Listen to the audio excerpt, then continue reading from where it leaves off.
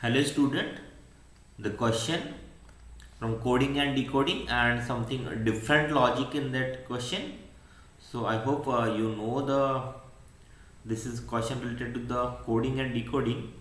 But if you see the code like A in the form of A and Z for alphabets A, B, C, D, E, F and so on, and we have to find the code for M.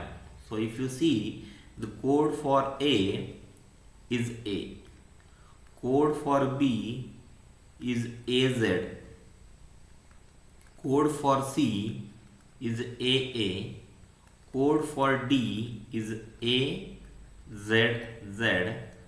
Code for E is AZA.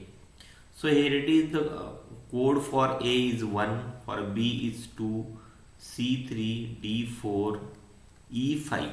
So if you consider the binary numbers, so if you assume that the A means 1 and Z means 0, so the code for A is 1.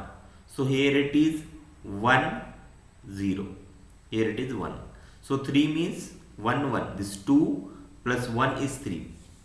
4 means 4 0 0 means 4. 5 means 4 0 1. So we have to find the value for M, and M is how much? M is 13. The code for M is 13. So 13 means 8 plus 4 plus 1. So 8 plus 4 plus 1. So here it is, what is the code for 1 is A, Z and A. You know how we are calculated? The first number is 1, second number is first number is 1, second number is 2, third number is 4, next number is 8, next number is 16. In this way we are writing the binary alphabet. So here it is a 1, here it is a 4, here it is a 1.